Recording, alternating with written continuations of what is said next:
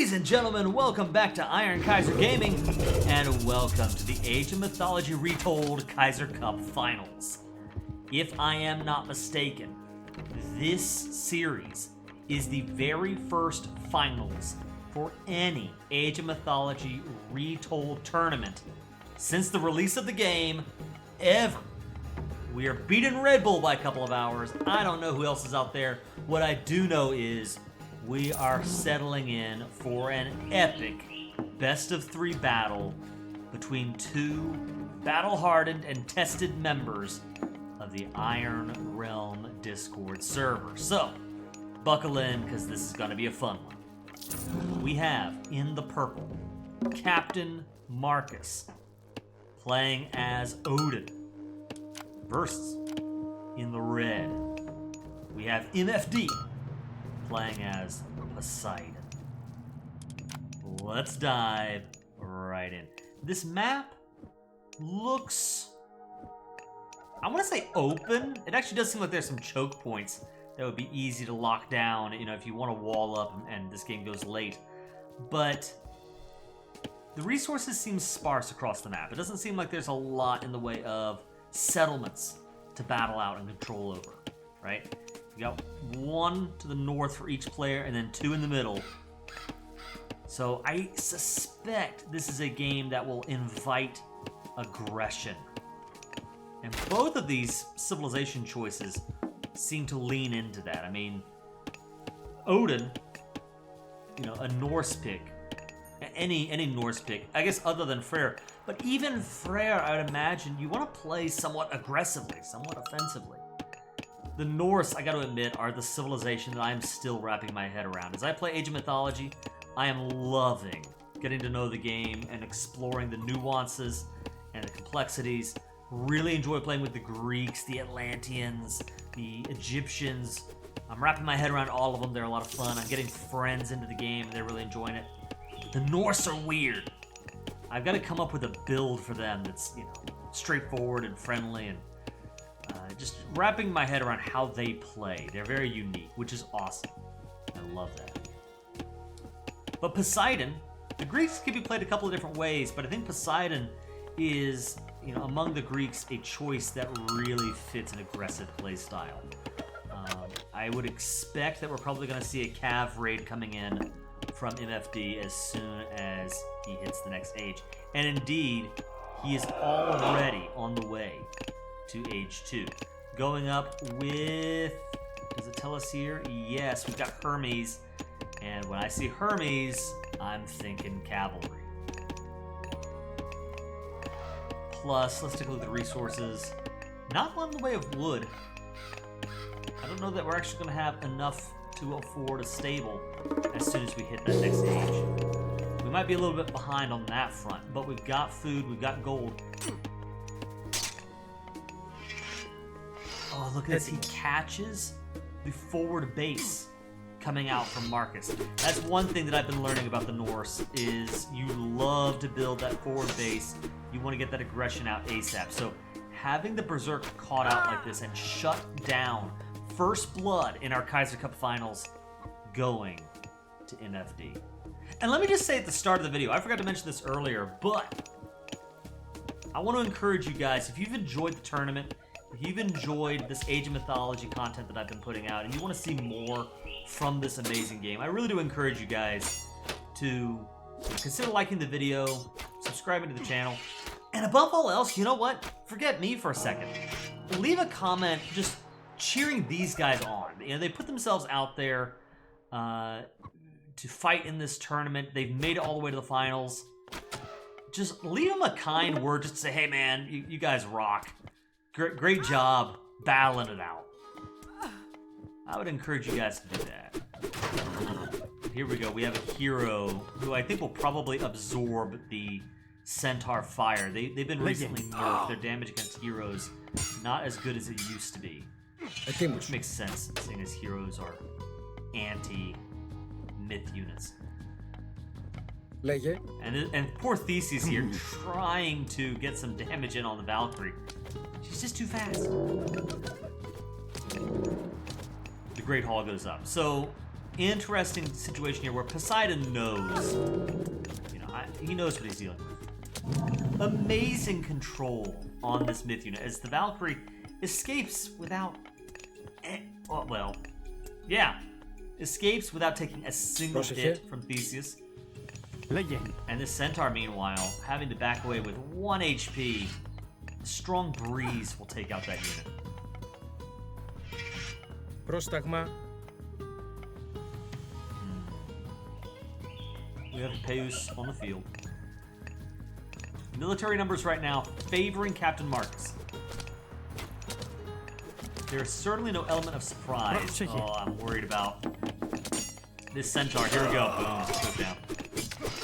I cannot say I'm surprised to see that unit go down. Okay, interesting choice by the Cav. Not wanting to fight the raiding cavalry. The Centaur. Okay. So what do we have? We have a couple of Hersia, a couple of raiding cav, and a few Hjörmen. Yeah. It's a lot of anti-cav units. So the spearmen get on the Hippeus. And sure enough, one down. This is a situation, I think, where Markus is opening up with the right counter unit. I mean, predicting MFD's play effectively. And that's resulting in some early wins for Markus. And I know, having played against Markus myself, I know he is a very tough cookie. You give him early wins, and he may very well snowball that into late game wins.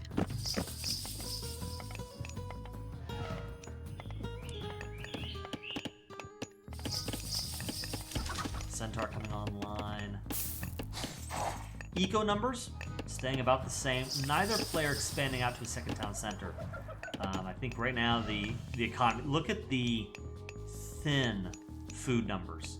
If you got resources, you're spending them right now. You cannot afford to bank up resources. You can't afford to invest too much in the economy. Upgrades for the Valkyries coming in. The Valkyries are some of the coolest myth units in the game. We also have Watchtower coming online. That'll be very helpful in the defense. Raiding attack. Oh, this Valkyrie's so close to dying. But instead, it's the Greek economy that will suffer. I'm actually really shocked that we only saw one build death there. Πρόσεχε. 2, 3. Okay, that gives the Norse an eco lead in the early game. Yeah, look at this forward base. This is disgusting. Just the ability to apply pressure. And sure enough, even as I finished saying, you know, nobody's investing in a second settlement, we have the Norse army putting one together. 4 bill lead and a 12 military lead for Captain1markus.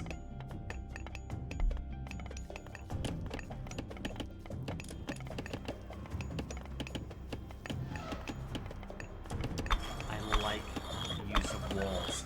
The idea here being, you know, not to completely wall in the base. You're not trying to make yourself invulnerable, but you're just closing off points of egress so that the cavalry have a much harder time getting out of your base if they dare raid in. If you catch them by surprise, you might just be able to take them out and swing things back into Poseidon's favor. Odin. Looking very strong right now. A 3,000 point lead. Λέγε.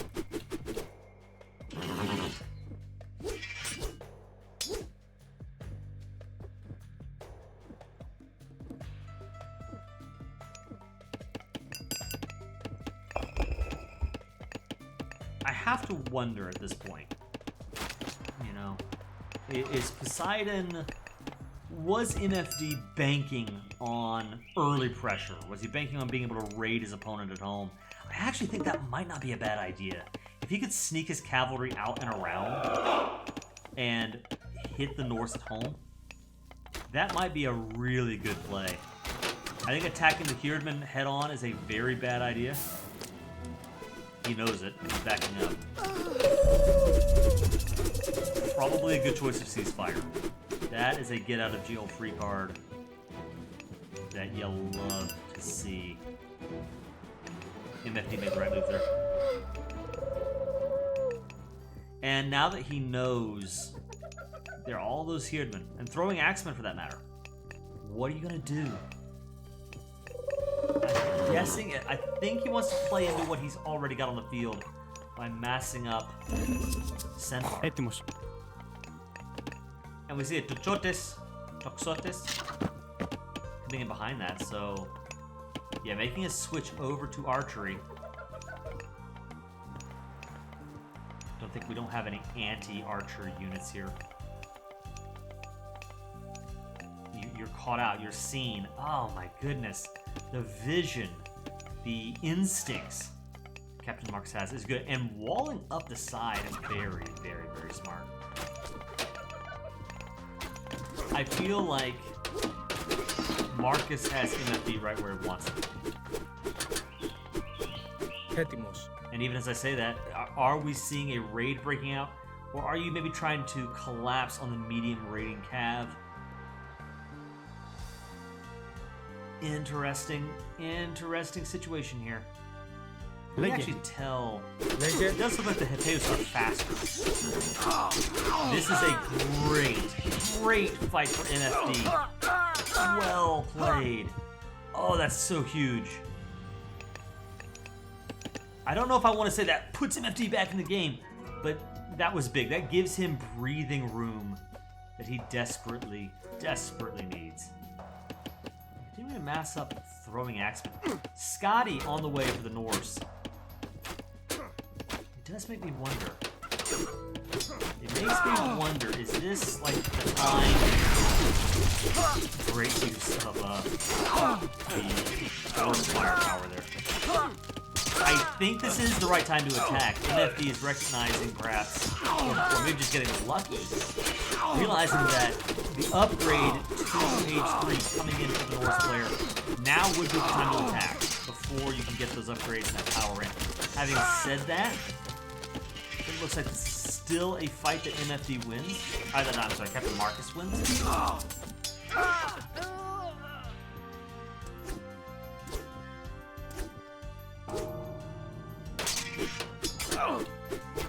The single Toxotes is probably not going to be enough to... Oh, disgusting. Why are all of these villagers out here? That had to be a misclick. Πρόσταγμα. Yeah, if I were MFD, and we're definitely talking about bird's eye view here.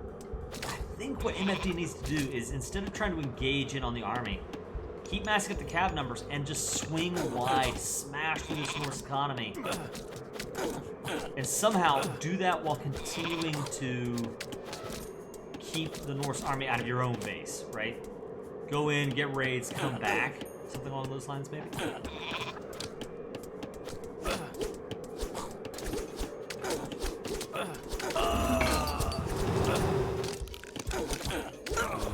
Έτοιμος. As if the snowstorm wasn't enough, the frost giant there to put that centaur on ice. And at this point, you're talking about a 6,000 point lead for Captain1markus. MFD, I think, is going to have a very hard time repelling this. Going up to age 3 now, going up with Aphrodite. The Nemean line is a cool myth unit. Not as cool as a frost giant, but it's pretty cool. I don't think it'll be enough to swing this.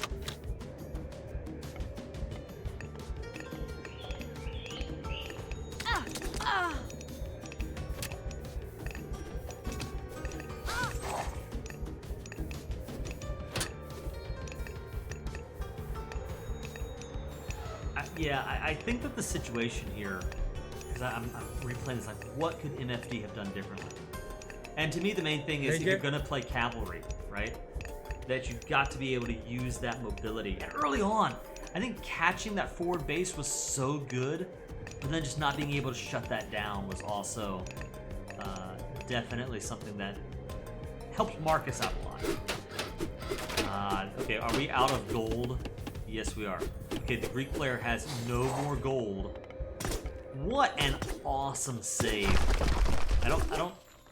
Okay, that's actually not going to save the cat the villas here. This might be GG right here. So many down. A bunch of Herdmen turned into pigs. You could do worse. But I think that trying to tackle those pigs by head on probably won't work. I don't have technologies. Markus has been in the age a lot longer. He's got the numbers. Captain1markus wins game 1. Very convincing play from our Norse player. Let's go to game 2. They sent me 3 replay files. I don't know that all 3. Well, we'll see. Like, there's no confirmation that game 3 is going to be a real game 3. This could end right here. If Captain1markus can pull out another win, then he's won the whole thing. And he will be our Age of Mythology Retold Kaiser Cup champion. Here we are, game 2. MFD is now playing as Oranos versus Markus playing as Kronos. It is an Atlantis versus Atlantis showdown. This should be interesting. Both obviously playing as Atlantis. I really enjoy playing as Atlantis. Their economy is a lot of fun. They've got some really cool myth units. Some interesting options when it comes to minor gods as well. Now, I would expect in Age 2, if I'm remembering correctly, both Oranos and Kronos get access to Prometheus in Age 2. And right now, the general consensus is that Prometheus is the one and only Age 2 minor god choice. If you have access to him, you're going to pick him. The other two just seem to pale in comparison. Now, I say that saying, I've actually had a lot of fun playing with Oceanus. I really enjoy his unique text that he gives to the, just to infantry. I think making your infantry stronger is a really cool option. But Prometheus is just next level between his god power, the Promethean unique unit, or the mythic unit. Hair Joe's. Really, really cool. And we see forward oracles coming in from MFD. Which is funny. Meanwhile, I'm imagining we might see the same thing from Markus here. Let's take a look, by the way, at what they can see of the map. I think that'll be fun. Yeah, so good instincts by MFD. Timing pretty correctly. How far he has to go before we get some intel. Meanwhile, switch over to Kronos' point of view. Captain1markus.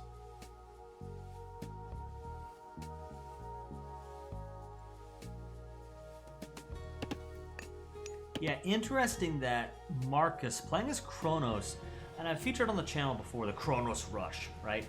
Very aggressive play that you can use to end the game, right? Very early. And it wouldn't surprise me if we see some very aggressive Kronos play.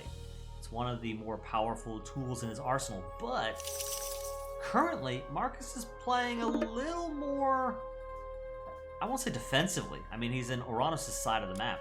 But playing a little more hesitantly with the oracles, moving them in carefully, getting more kind of the front half of Oranos' space before zooming in. And Kronos in H2 already We see, yeah, okay, so we have a forward temple. Been time shifted in. But that temple, once again, like the last time I cast Captain1markus playing as Kronos, that temple is not right on Uranus' face. And for that matter, interesting that the Prometheans are splitting up. And we're just simply not seeing the kind of all-in, instant attack with the Prometheans, which is what I would typically expect from Kronos. Is that a misplay, or perhaps Markus is playing this a little bit safer? I mean, we're warping in the counter barracks now, and getting out some Turma, which is a very common support unit we've seen in H2. Uranus trying to build a sky passage. Amazing use of the valor power from Prometheus, keeping that Vil alive. And now, as a hero citizen, he's going to be able to build faster, collect resources better, and should do decent damage against myth units. So, I wonder if he's going to just retreat right away, or if maybe he'll take the opportunity to do some damage to that Promethean first. Oh no, don't tell me that you're distracted. Oh, good dive. Now my question is, MFD, do we have another sky base somewhere else? Oh, just okay, that's kind of cool. So these sky passages are pretty close together. I mean, you're not warping across the map, but this allows you to expand out to this nearby herd and jump back to safety as needed, which you certainly need right here. So good move. And in fact, take a look at this. Economically, MFD has a pretty good lead. I mean, we're only 5 minutes into the game and he's up 4 Vils. Now, citizens count double, you know, when you are playing as the Atlanteans. So there's only 2 citizens, but they work twice as fast. So functionally, that's like a 4 Vil lead. Having said that, we're dealing with 20 army to 4. This is a game about momentum, and I am concerned that the momentum for Captain1markus may just be out of this world. A villager goes down, and now MFD only has a 2 Vil lead. Whew. This is tough. Now the good news is, I mean, again, you still have an eco lead, and you know what your opponent's building. You see the Turma, you see the Prometheans. So, what is your response? Well, you know that you're not supposed to go archers, right? Turma are, of course, an anti-ranged unit. An anti-ranged horse unit. So probably, I'm guessing cavalry might make a lot of sense here. Actually, because you're Atlanteans yourself, probably just matching Turma with Turma might be the right call.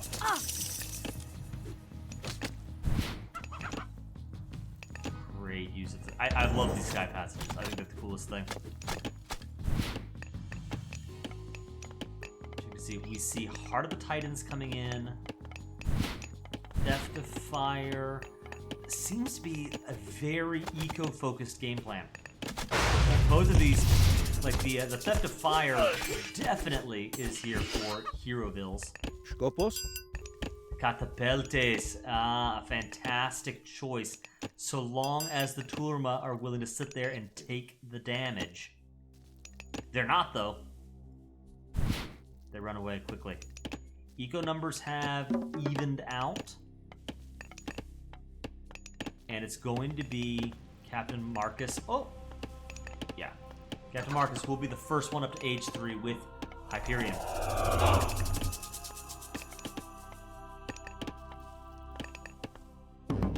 think barracks now coming up for MFD. I think he's having to play a little bit from behind, trying to get up military numbers, and that will delay his approach to Age 3.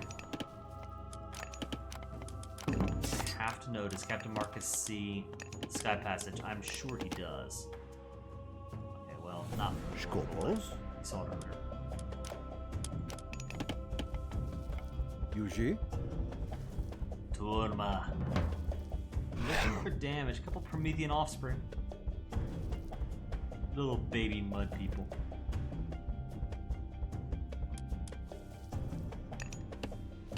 Nice base construction here by MFD. Again, just, you know, shielding, blocking off points of entry, points of exit.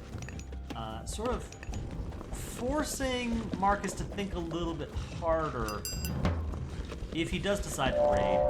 He's gonna have to be careful. Interesting that the temple and the counter barracks have been warped out, and now it's being warped back in again. He's in Age 3. If I'm not mistaken, he did not get his mythic units. They should be popping in as soon as the temple is reconstituted. He's gonna try to stop the settlement from going up. It's not gonna happen though. Settlement goes up. Okay, dangerous moment here. Oranos has his second settlement online. That means potential for a much stronger economy, but that's assuming that he can hold against Marcus's aggression. And Marcus has a 20-ish military lead right now. Right? And I don't think Marcus is the kind of player to just sit back and let MFD boom. Burek. Skopo. Yuji. Ooh, great fight there. Get in, get a kill, get out. You love to see that. Good move for MFD. I think that was probably more valuable psychologically than anything. I think it, on the one hand, you know, it gives Marcus some awareness that MFD has an army. He's got anti-cav. Yeah, he already knew that, but he knows he's continuing to mass up anti-cav units. But on the other hand, though, it does kind of maybe it dissuades him from attacking for a little while, and that might be just enough time for MFD to leverage this 14-vil lead into a game-winning play. Both players doing a very good job spending their resources. MFD banking up a little bit of wood. Otherwise, both players doing a great job spending their resources. Romosian army is in. MFD choosing to wall up behind this, buying himself even more time. He just wants to buy himself time so that superior economy can come online. Right now, by the way, I got a spot like this, a 1,500 point lead for our eco player, MFD, Oranos. Currently winning this thing, according to the scoreboard.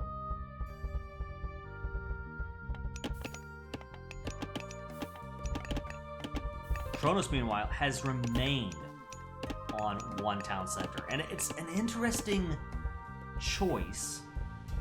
Sort of simultaneously staying on one TC, continuing to focus on army, but also not really yet finding that damage with that army that I think he needs to find soon.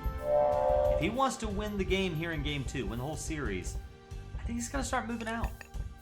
Right now he's got a 30-point military lead over Oranos, but my suspicion is that won't last long.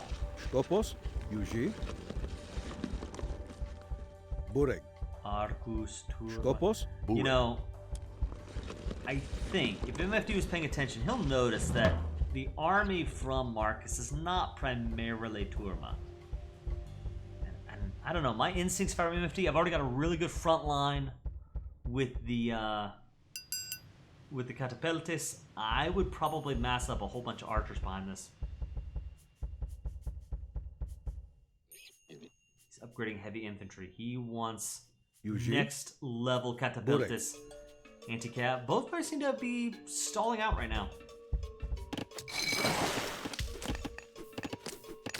Kulma for Oranos, successfully finding oracles, shutting them down.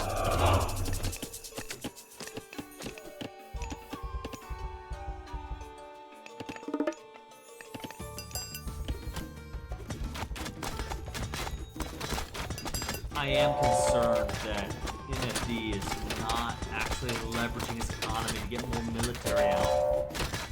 He's got an eco lead, 4,000 point eco lead, but I think the scoreboard is misleading here because you're down 50 plus military units.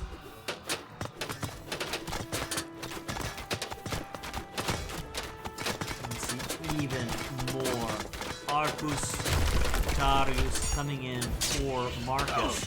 The military numbers are there. And I think maybe there's too much focus on technologies and not enough on getting actual units out to repel this. It is fortunate for MFD that Markus is not pressing in. A palace coming online. Now, if this were AoE 2, I think this would be exactly the right play. Castles can shut down big armies in AoE 2 in the Third Age. But in Age of Mythology, I find that it's a little bit closer to Age of Empires 3's playbook. And in AoE 3, as well as in Age of Mythology, palaces and forts are just not that good at repelling armies. You need an actual army of your own to push this back. I think that if Markus wants it, he can just go in, smash this palace very quickly. It's probably wise, actually, that he's shutting down the counter barracks. Yeah, look at this. The archers. Okay, chaos. Good power. And now this whole army is ever so slightly damaged. But is that really enough to shut this down? I'm not thinking so. I'm thinking that Markus is finally going in, applying the pressure. And I think he's going to be ending this series and this tournament in a dominating fashion.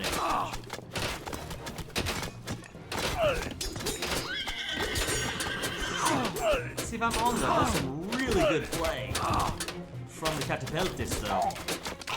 Jumping in, knocking out that cap. Once again, if this push stalls, and even as I say that, he's pulling back. He is retreating. MFD continues to have a 16-point villager lead. The economy is there. MFD has 8,000 more points on the scoreboard. I don't understand why Markus isn't going for the kill. Is he afraid of the palace? Is he afraid? Maybe he's looking at the scoreboard and thinking it's a trap. There's a bigger army awaiting him. But the longer that Markus waits, the higher and higher this eco differential will be. The more powerful MFD will be economically, and the more powerful he gets economically, the more he'll be able to turn around and leverage that into military power as MFD is going up to Age 4 with Helios.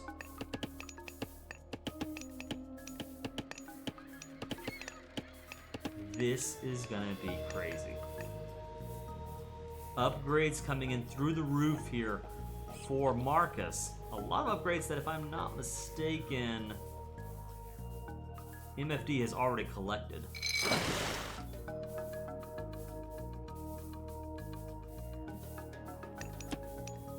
Look at the population counts right now. Right now, Markus is content to sit at 175 pop. MFD now reached 156, 158. Those blacksmith decks are coming in. These are, okay, bronze weapons, copper shields. So trying to get caught up to Age 4 Watch out for this God Power Vortex. If MFD gets a huge army and wins a decisive fight, he could immediately jump on Kronos. Interesting use of Vortex. I think that negated some of what was going on there with. Okay, we gotta watch this. It negated some of what was there with the Chaos ability. This is a big fight. I don't think.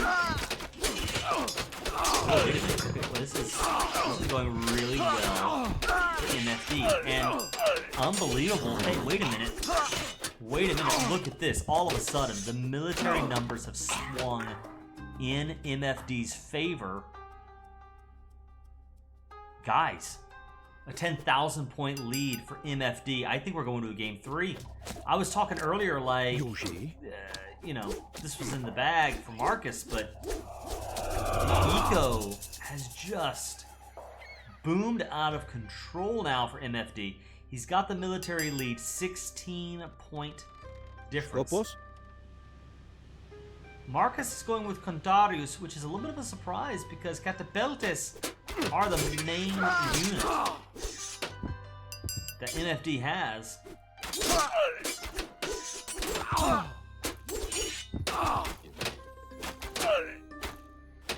Great, like just excellent target selection here by MFD.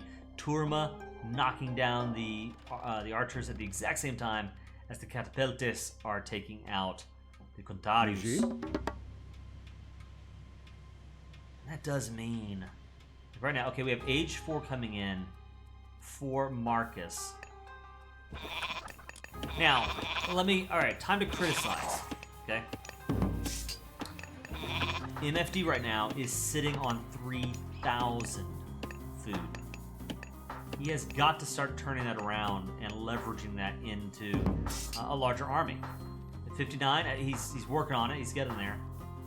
But I want to see more from him because take a look, the eco numbers have just evened out. Markus is back in this economically. He's taking the eco lead, in fact. You can tell he actually has more settlements now. He has 3 settlements back on his half of the map compared to Uranus' 2. And MFD retreating from his fireside. Honestly, good choice. Good choice of Vortex there just to get them out of the way. I'm not sure exactly where they went. Ooh, interesting. This whole time, Markus has just been on the Navy. He's owned the river. Benefiting from the food there. It's like MFD applying some pressure. Chaos being used now. Wow, both players just slinging God powers at each other. I think that MFD might be sacrificing his siege in order to get away with his army, which honestly I think might be the right call.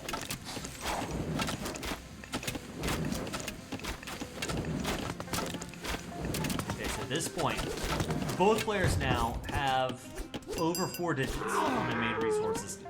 MFD here has 3,000 food, 3,000 wood, and 1,600 gold.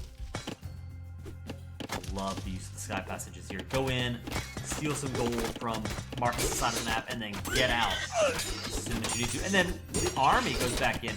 This is a good fight. This is a good fight for MFD. I like how we reposition these guys in order to shut down Markus' way of escape. The Murmillo should do better against the Catapeltes. But from a sheer numbers perspective, I think MFD has this. It's so funny how the script has flipped. Markus right now does technically have the stronger economy. And he's got more settlements now. Expanding onto Uranus' side of the base. That means more maximum population count for Markus, but MFD is the one with the stronger army.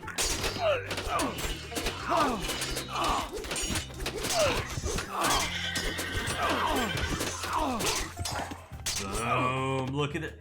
Okay, 97 to 21. You need to do damage. Go for the kill here. Go for the kill, MFD. Shutting down these docks, it's not a terrible idea. But I'm also concerned that it's not the game ender that MFD needs to be. And here we go. Alright, we're seeing some attacks here. The champion catapultists, let's see how well they do.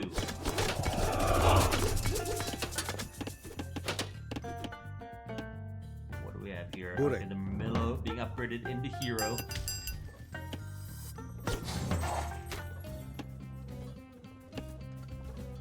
I want to see, do either player have markets? It's looking to me like MFD does not have a market. Does Marcus have a market? Yeah, Marcus has a market. That's big. That should mean another fight. And I think, mistaken, it should go well for MFD, but I actually might be wrong though. The Murmillo, good general all-around infantry swordsman, should actually do really well against the catapultists, who are anti-cab, spear-like infantry. Right now, MFD has larger army, but I think it might be the wrong type of army. At this point, guys, I don't know what to think. The scoreboard is telling us that this is MFD's game to lose. But I think that a lot of that score is caught up in the economy, where now there is 6,000 food, 6,000 wood, and 1,900 gold being left unspent by MFD. I'm not trying to harp on that point, but I just think it explains what may be some incongruency between the scoreboard and who's actually winning this thing. Oh, wow, that vortex. What? Oh my goodness, implosion. Right, absolutely sucked up MFD's army into a black hole of death. Okay, is that...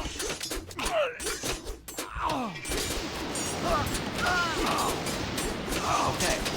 I don't think that had the devastating effect that MFD was, or so that Marcus was hoping for. It should be a fight that MFD wins.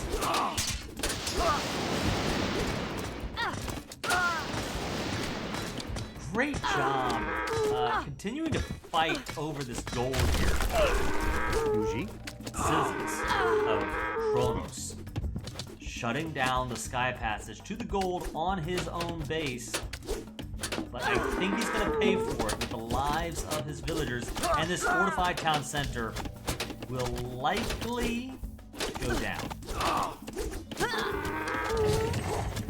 You know what I'd love to see? I would love to see a palace set up around here, and maybe getting out some, they're not legionaries. What are they called? It's just some siege. I want to see some anti-building infantry here. Not the catapultists. Although I'm glad it is continuing to massive catapultists. I think they've been doing very well against the Contarius. He needs to be concerned about the Murmillo, though. I think we're seeing from Kronos that Murmillo is the play.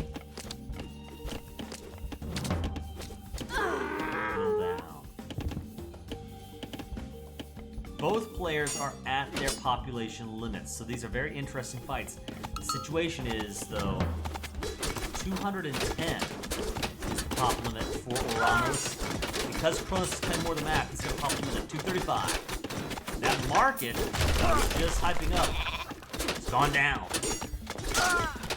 Another big battle about to brew here. Nope. What an incredible power. Vortex just constantly jumping army across the map. Where do they even go? Cotton Eye Joe, they've gone back home on defense. Interesting. I wonder, does MFD even see? He does. I'm surprised it doesn't vortex over here. Or even over here.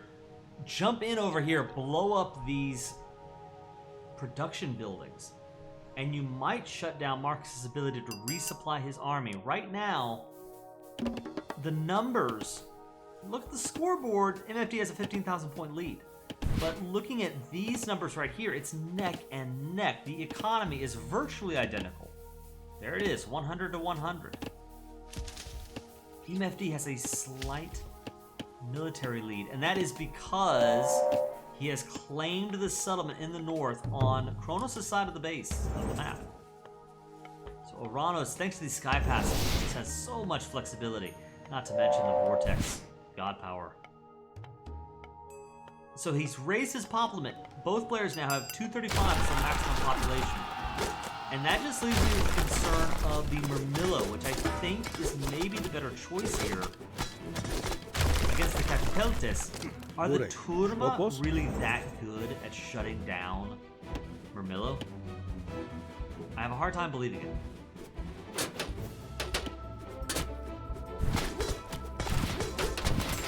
Okay, this is a fight that I think Marcus wants to take. Elevation shouldn't matter. MFD's army is caught between Marcus's army and the palace chipping in its damage as well. The Murmillo, these are great frontline units.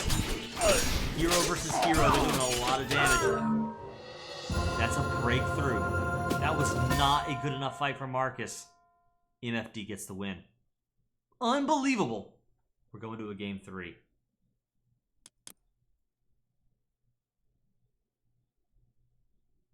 I did not expect that. What a great play by Oranos. Just demonstrating how important it is. If you're playing economically, if you're playing defensively, then just hanging on and letting that eco build up to superior technology, superior numbers. I think Oranos was the first one to hit age 4 and was able to use that very effectively to get some serious wins on the map. Now, the rules of the tournament are when you win a game, you are no longer allowed to play any god from that civilization. So that means MFD can no longer play as the Atlanteans. And that means that Captain1markus can no longer play as the Norse. So we're seeing a little bit of a flip of the switch here, where now MFD is the one playing as the Norse. And he is playing as Freyr, which doesn't surprise me, because Freyr, of the Norse gods, is the more economic, defensively minded one. So considering how MFD won that last game, yeah, it makes sense to me he'd want to go with Freyr. Meanwhile, Captain1markus bringing out Set, which, if I'm not mistaken, is a relatively aggressive Egyptian major god pick.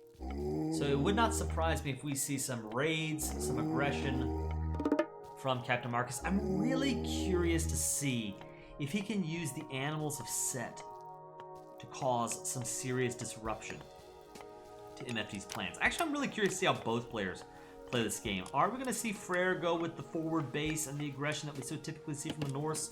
Or is there a different game plan in mind when you are playing with Freyr? Meanwhile, how will Marcus use Set's powers to its full potential? Should be very interesting. One thing, Marcus will not be caught by surprise. Vision, an incredible god power, allowing me to see a significant swath of the map. And this is a power that I think we're going to see used over and over again. Once you pick up that one technology, it's then free to cast. So I doubt that we're going to see a lot of surprise coming from MFD. At least nothing that...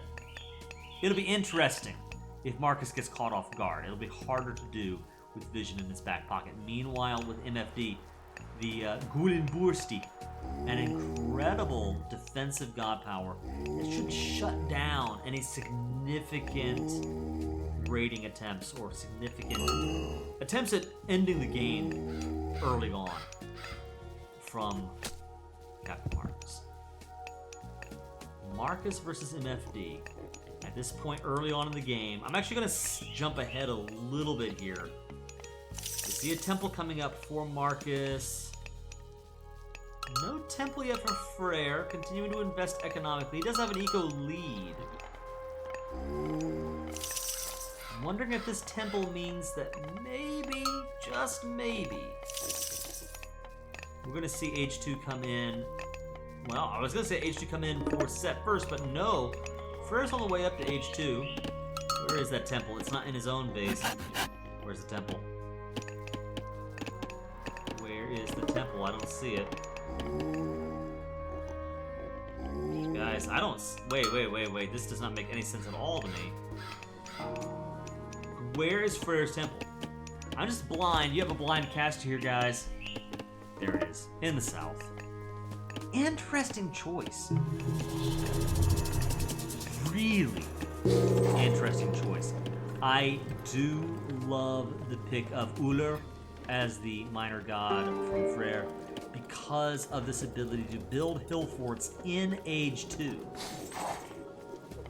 It's going to use his army, the Kaiser, in order to get this up faster.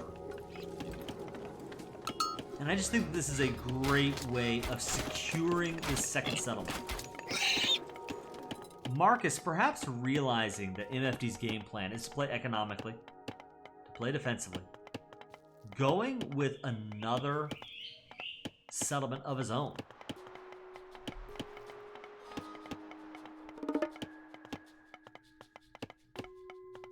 I am glued to my screen here. I have no idea who's going to win this.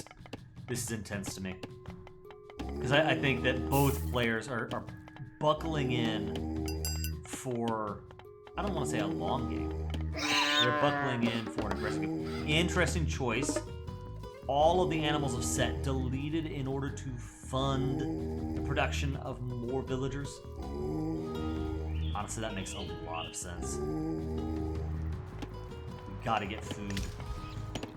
Better to use them as the herdables they are than to try some kind of aggressive play. You're simply not going to shut down a settlement here with that Asgardian hill fort looming overhead.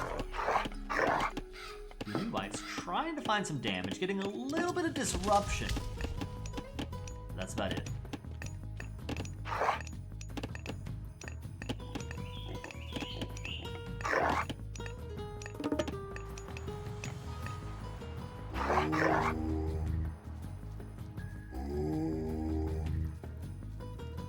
One thing I love seeing the priests out here converting more and more herds. Herds that, I don't know if I want to say this is on MFD's side of the map, but at the very least, it's competitive, right? And probably if you had to pick, closer to MFD than to Markus, he's sending the priests over.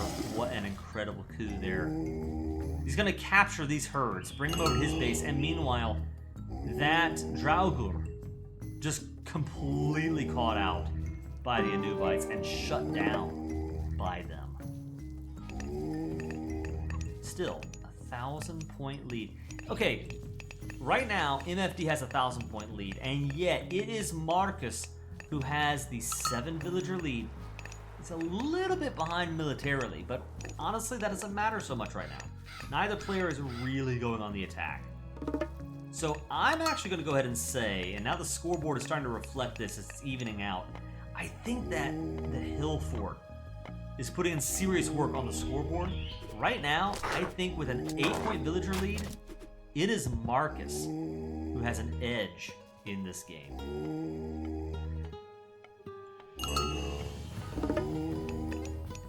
And he does not say all of that. No, MFD. Nephthys coming in. Age 3 coming in for Egypt. The goddess of night and death. The focus on pharaohs and priests. Interesting. Interesting. I wonder if funeral rites is maybe the main pick here.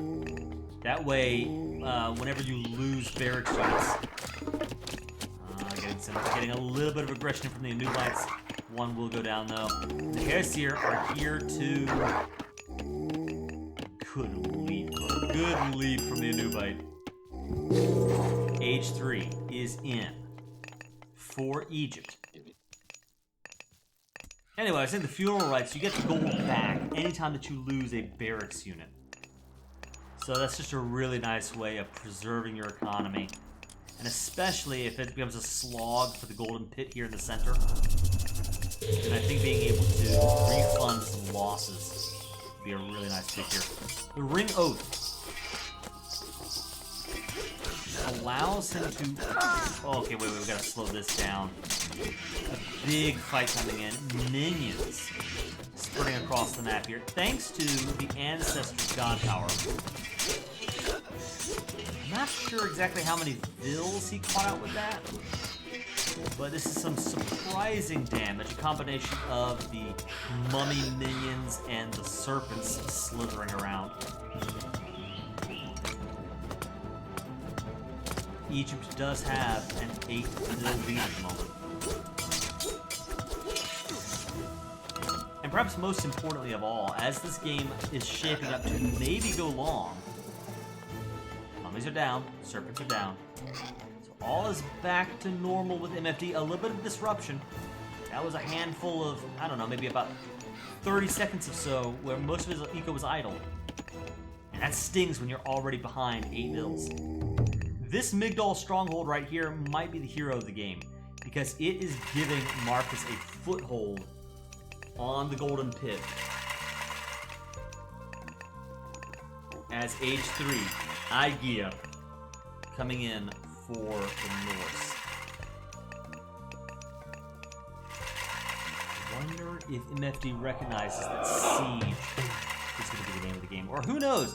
Maybe MFD just really enjoys the new gods that have been added in and figures we'll just go completely down the new path. Who knows? What I do know is that Markus is leveraging his economy in order to get Age 4 up and running at around the exact same time that MFD hits Age 3.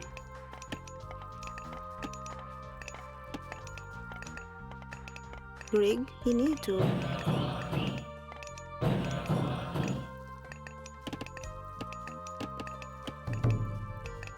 Notice that the monuments, they buff nearby military production, making units cheaper, produce faster, the whole host of things.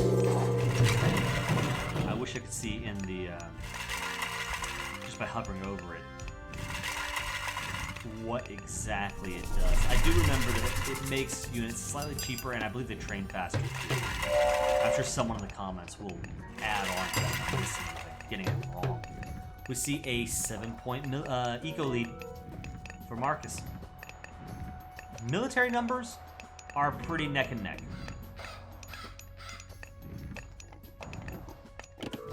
And what is this? So we have a town center? Yeah, we got 3 TCs now for MFD compared to only 2 for Markus. So this is an interesting battle of the strats, even just economically speaking, without even talking about the military. MFD is prioritizing more settlements, which, if Markus doesn't match that soon, means that MFD will take the eco lead from him. But Markus is the one who's claiming the vital center of the map. And who cares about boring economy right now, because we have a huge battle taking place here. Gersir earning favor for Freyr. Meanwhile, though, we have war elephants moving out, seeking to destroy this hill fort.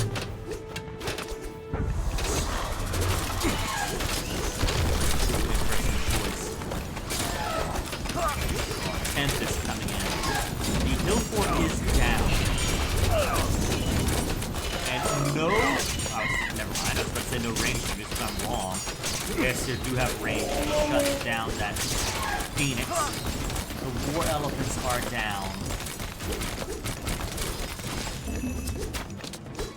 Those are some stinging losses for Markus. I don't know if that was worth taking out the Bastion. A little bit of a consolation prize, though. Whoever kills Gulimbursti does get a little bit of a cash infusion. So some gold in Marcus's coffers, and this settlement is now exposed. Enito. Great. We have a couple of priests, a lot of chariot archers, and I don't think anything anti-archer here is going to shut down these chariot archers.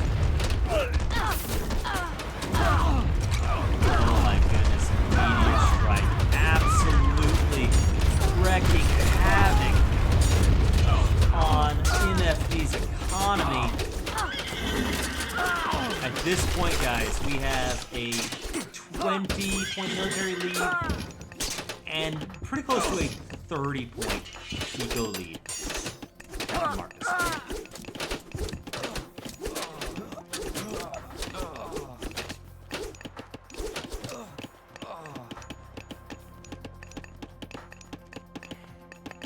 The only thing keeping MFD in the game right now is Markus not pressing his advantage, coming in and shutting down the settlement. It means that there's maybe, just maybe, time for for MFD to rebuild.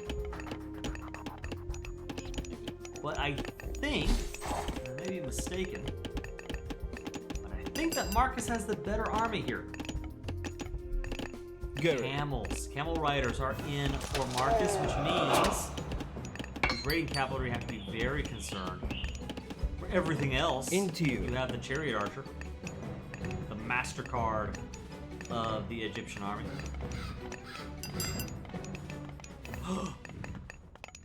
Wait a minute. Why do we have...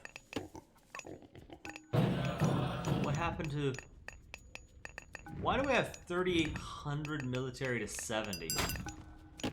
Okay, that's not right. There's a glitch in the matrix here. I mean, I know that Markus is doing well right now, but he does not have 3,000 military units on the field. I'm not even sure what that is, so we're going to ignore that for a little bit. What we do see, though, is some aggression here on the west side of the map. A really great pick. I think the palace, the hill fort, doing what it can, taking out a couple of these Egyptian units, but a lot of bills going down. This is just hampering MFD's chance to get back in this game. Meanwhile, if you fight between raiding tab and heavy camel, this is not a battle. You are prayer. Except though, things are looking really good. And really good it is. Captain Markus wins the game, wins the series, and becomes the Age of Mythology Retold Kaiser Cup champion. Guys, I hope you've enjoyed this series. I hope you've enjoyed this whole tournament. If you did, give a shout out to Captain Markus and MFD. I want to give a tip of the hat to them. They put on an amazing best of 3 battle for us. Both players putting it all out on the battlefield, taking us to a very competitive final game. Some fascinating back and forth between both players. Ultimately, Markus pulled it off. MFD, thanks so much for playing. An awesome silver medal to you, and Captain Markus, what a way to bring it home and to showcase domination in the realm of mythology. You are the Kaiser Cup champion, and if I'm not mistaken, the very first ever tournament champion in any Age of Mythology Retold tournament that I'm aware of anyway, beating out Red Bull by a handful of hours. Guys, I hope you enjoyed it. If you did, please like the video, subscribe to the channel, let me know what you want to see more of. For now, this is yours truly. It is the Iron Kaiser here at Iron Kaiser Gaming, host of the Kaiser Cup, signing off. Have a great one out there. We'll see you around.